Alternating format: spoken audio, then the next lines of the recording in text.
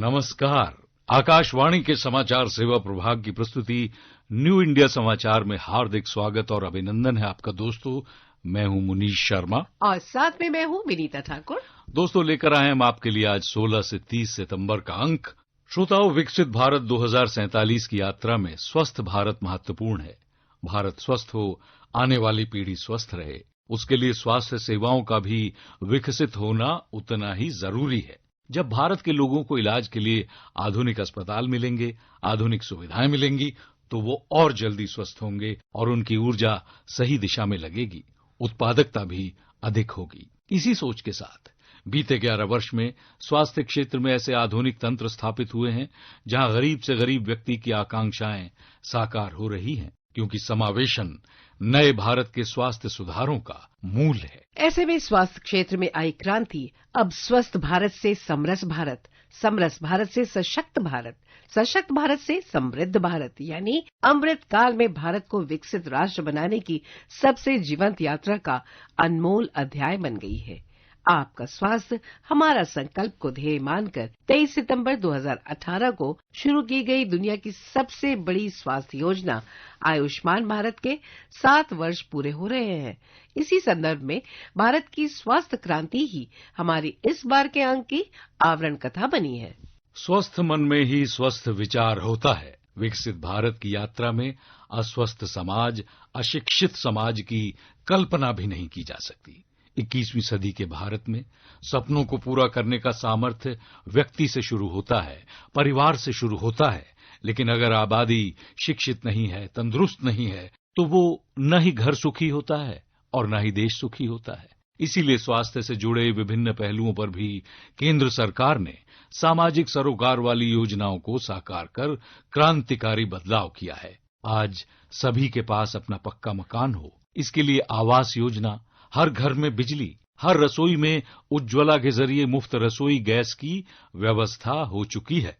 स्वच्छता मिशन से 12 करोड़ शौचालयों का निर्माण किया गया है। जल जीवन मिशन से करीब 16 करोड़ ग्रामीण परिवारों की स्वच्छ जल की व्यवस्था सुनिश्चित हो रही है। आज लगभग 60 करोड़ भारतीयों को कवर करते हुए आयुष्मान भारत योजना गरीब और नव मध्यम वर्ग को उच्च गुणवत्ता और सस्ती स्वास्थ्य सेवा सुनिश्चित कर रहा है। दुनिया की सबसे प्रतिष्ठित स्वास्थ्य जर्नल में से एक लांसेट ने आयुष्मान भारत की सराहना करते हुए कहा है कि ये योजना भारत में स्वास्थ्य क्षेत्र से जुड़े असंतोष को दूर कर रही है। इन सभी सामाजिक सरोकार की योजनाओं ने स्वास्थ्य की चुनौती को परास्त करने में परिवर्तनकारी भूमिका निभाई है। लांसेट ने अपने एक अध्ययन में बताया है कि आयुष्मान भारत की वजह से समय पर कैंसर का इलाज शुरू करने की दर में उल्लेखनीय सुधार हुआ है। मरीज को 30 दिनों के भीतर कैंसर इलाज तक पहुंच में 90% की वृद्धि देखी गई।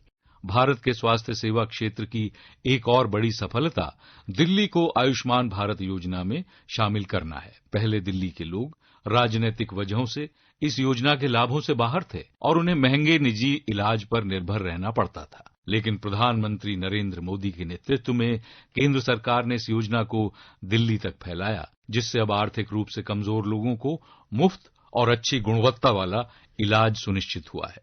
कई बार इलाज के लिए अस्पताल में भर्ती होने की जरूरत नहीं पड़ती है। डॉक्टर की लिखी दवाई घर पर ही खा लेते हैं और ऐसे में मेडिकल स्टोर से सस्ती दवाई मिले, इसकी भी सुविधा आज उपलब्ध है। भारतीय जन औषधि परियोजना से न सिर्फ दवा पर खर्च को लेकर देश के करोड़ों लोगों की चिंताएं दूर हुई हैं, बल्कि उनका जीवन भी आसान हो गया है। जी हां, परियोजना में आम जनमानस के जीवन पर सकारात्मक प्रभाव हुआ है। देश के 12 लाख से अधिक निवासी रोजाना जन औषधि केंद्रों से दवाएं खरीद रहे हैं। यहां उपलब्ध दवाएं बाजार कीमत से 50 से 90% तक सस्ती हैं। इतना ही नहीं, किडनी की बीमारी जब बढ़ जाती है तो लगातार डायलिसिस करना पड़ता है। नियमित रूप से इसे कराना पड़ता है और दूर दूर जाना होता है। खर्चा बहुत होता है, इसलिए केंद्र सरकार ने देश के 700 से ज्यादा जिलों में 1,500 से ज्यादा डायलिसिस सेंटर खोले हैं, जहां मुफ्त डायलिसिस की सुविधा उपलब्ध है। एक समय था जब इलाज में लोगों को घर, जमीनें, गहने सब बिक जाते थे। गरीब गंभीर बीमारी के इलाज का खर्च सुनकर ही गरीब की आत्मा कांप जाती थी। बुजुर्ग माँ सोचती थी कि अपना इलाज कराऊं या नाती पोतों की पढ़ाई। बुजुर्ग पिता सोचता था अपना इलाज कराऊं या घर के खर्च देखूं। इसलिए गरीब परिवार के बड़े बुजुर्गों को बस एक ही रास्ता दिखता था, चुपचाप तकलीफ सहो, दर्द बर्दाश्त करो, चुपचाप मृत्यु का इंतजार करो। पैसे की कमी की वजह से इलाज न करा पाने की वो बेबसी, वो बेचारगी गरीब को तोड़कर रख देती थी। ऐसे में संवेदनशील प्रधानमंत्री नरेंद्र मोदी ने उस दर्द को महसूस किया और उसी संवेदना में से आयुष्मान भारत योजना ने जन्म लिया। केंद्र सरकार ने तय किया कि गरीब के अस्पताल में भर्ती होने पर 5 लाख रुपए तक का खर्च सरकार उठाएगी। प्रधानमंत्री नरेंद्र मोदी ने सार्वजनिक मंच से कई बार कहा भी है, मैं चाहता हूं मेरी सेहत ऐसी हो कि वो देश के लिए बोझ न बने। अपनी अंतिम सांस तक मैं एक स्वस्थ व्यक्ति के रूप में जीना चाहता हूं। स्वास्थ्य के प्रति सजग दृष्टिकोण और संवेदनशीलता के कारण ही स्वास्थ्य पहली बार किसी सरकार के एजेंडे में सर्वोच्च प्राथमिकता बना है। लंबे समय से देश की आकांक्षा रही है कि देश में स्वास्थ्य का ऐसा आधुनिक तंत्र हो जो गरीब से गरीब की भी चिंता करता हो। अच्छे स्वास्थ्य सुविधा तंत्र का अर्थ केवल 4 दीवारें बनाना नहीं है। किसी भी देश का स्वास्थ्य तंत्र मजबूत होता है तब जब वो हर तरह से समाधान दे, कदम कदम पर उसका साथ दे। और इसीलिए बीते 11 वर्षों में देश में समग्र स्वास्थ्य देखभाल को सर्वोच्च प्राथमिकताओं में रखा गया है और भारत में स्वास्थ्य के क्षेत्र में जितना काम पिछले 11 साल में हुआ है उतना पिछले 70 साल में भी नहीं हुआ। स्वास्थ्य सेवा पिछले 11 वर्षों में भारत के सबसे परिवर्तनकारी क्षेत्रों में से एक बन गई है। 2014 से पहले भारत में टीकाकरण की कम कवरेज, टीबी की उच्च दर, महिलाओं और बच्चों में व्यापक मीजल्स, रूबेला व मलेरिया जैसे रोगों के बार बार प्रकोप जैसी चुनौतियां थीं। आज 2025 आते आते ये तस्वीर बदल चुकी है। भारत दुनिया के सबसे महत्वाकांक्षी और सफल स्वास्थ्य मिशन में से एक है। प्रधानमंत्री मोदी का जन केंद्रित गवर्नेंस मॉडल, जिसमें सेवा, समर्पण और सबको साथ लेकर चलने की भावना स्पष्ट झलकती है। चूंकि पहले करोड़ों बच्चे जीवन रक्षक टीकों से वंचित रह जाते थे, उसी को ध्यान में रखकर 2014 में मिशन इंद्रधनुष की शुरुआत हुई। वहीं किसी का भी टीकाकरण न छूटे, इसके लिए अक्टूबर 2024 में यू-विन पोर्टल की शुरुआत हुई। अब टीकाकरण का पूरा रिकॉर्ड डिजिटल हो गया है, लाइव डैशबोर्ड और एसएमएस अलर्ट की मदद से। अब टीके छूटने की घटनाएं कम हो रही हैं। जैसे आधार ने पहचान को पारदर्शी और सबको जोड़ने वाला बनाया, वैसे ही यू-विन पोर्टल टीकाकरण को आसान, पारदर्शी और सभी तक पहुंचाने का काम कर रहा है। स्वास्थ्य के क्षेत्र में क्रांतिकारी परिवर्तन केंद्र सरकार का लक्ष्य है। इसके लिए इंफ्रा का विकास हो रहा है। इस बारे में प्रधानमंत्री नरेंद्र मोदी कहते हैं, बीते 11 वर्षों के दौरान भारत में मेडिकल कॉलेजों की संख्या दोगुनी हो गई है। यानी आजादी के 60-65 सालों में जितने मेडिकल कॉलेज बने उतने हमने बीते 11 वर्षों में बनाए हैं। बताइए, 60-70 साल में जो काम हुआ है ना, वो हमने 10-11 साल में कर दिया है। दोस्तों, यहां असम में भी 2014 से पहले सिर्फ 6 मेडिकल कॉलेज थे। अब जब दरांग में मेडिकल कॉलेज भी बनकर तैयार हो जाएगा तो यहां 24 मेडिकल कॉलेज हो जाएंगे। आपको भी पता है, जब मेडिकल कॉलेज बनता है तो इलाज की बेहतर व्यवस्था बनने के साथ ही ज्यादा से ज्यादा नौजवानों को डॉक्टर बनने का भी अवसर मिलता है। पहले मेडिकल सीटों की कमी की वजह से बहुत बड़ी संख्या में हमारे युवा डॉक्टर नहीं बन पाते थे। बीते 11 साल में देश में मेडिकल सीटों की संख्या 2 गुने से ज्यादा हो गई है। इतना ही नहीं, हमने एक और लक्ष्य रखा है। आने वाले 4-5 सालों में हम मेडिकल की 1 लाख नई सीटें जोड़ने जा रहे हैं। 1 लाख नई सीटें, 1 लाख नौजवानों को डॉक्टर बनाएंगे। भारत लंबे समय से होलिस्टिक हेल्थ केयर का एक प्रमुख केंद्र रहा है। जहां आयुर्वेद और योग जैसे पारंपरिक चिकित्सा व्यवस्थाएं उसकी प्राचीन सभ्यता और गहरी ज्ञान परंपरा में गहराई से जुड़े हुए हैं। फिर भी दशकों तक ये अमूल्य ज्ञान को पहले ही सरकारों द्वारा नजरअंदाज किया गया और इसे मूल्यवान की बजाय पुराना मान लिया गया।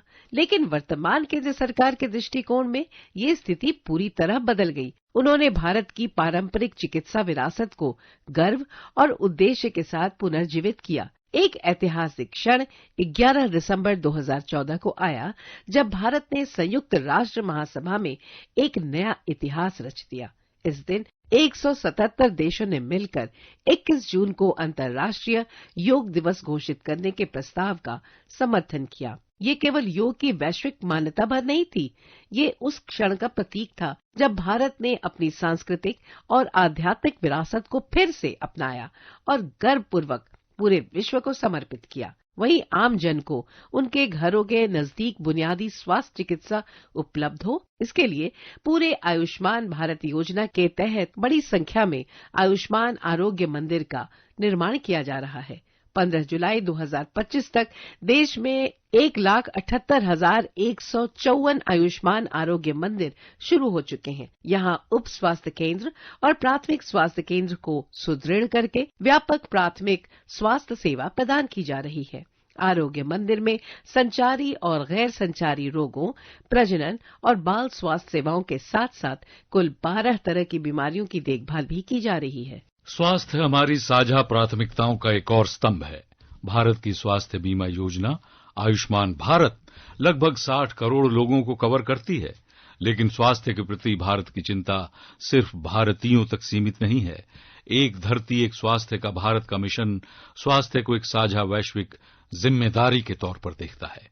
कोविड महामारी के दौरान भारत अफ्रीका के साथ खड़ा रहा। उस दौरान भी टीके और दवाइयां उपलब्ध कराईं।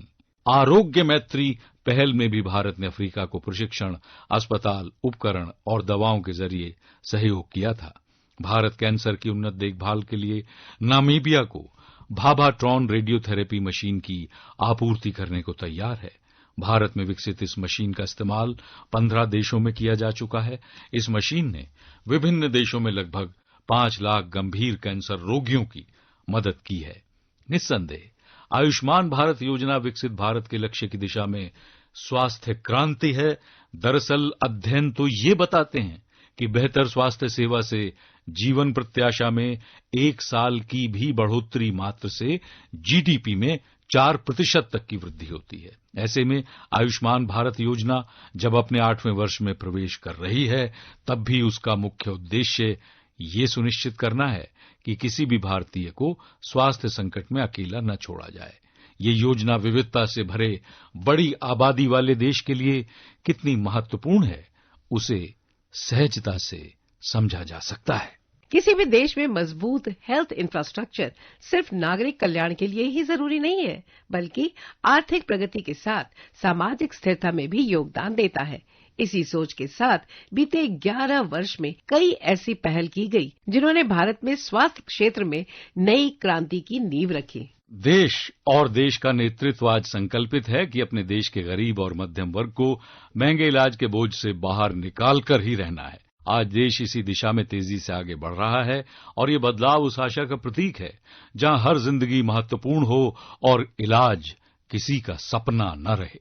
आयुष्मान भारत ने समावेशी और यूनिवर्सल हेल्थ केयर का एक ऐसा वैश्विक मॉडल बना दिया है जहां राष्ट्र स्वतः कह रहा है, आयुष्मान भव। श्रोताओ, आज की इस चर्चा को यहीं विराम देते हैं। इस पाक्षिक पत्रिका की हर प्रति हमारी वेबसाइट पर उपलब्ध है, जिसका पता है newindiasamaachar.pib.gov.in, जहां आप सभी समाचारों को विस्तार से पढ़ सकते हैं और डाउनलोड भी कर सकते हैं। जी हां, डिजिटल और प्रिंट में यह पत्रिका आज देश ही नहीं बल्कि विदेशों में भी अपनी खास पहचान रखती है, जिसका एक्स हैंडल है NISPIB इंडिया। इसके अलावा आप हमें ईमेल के जरिए अपने सुझाव भी भेज सकते हैं इस पते पर response-nis@pib.gov.in।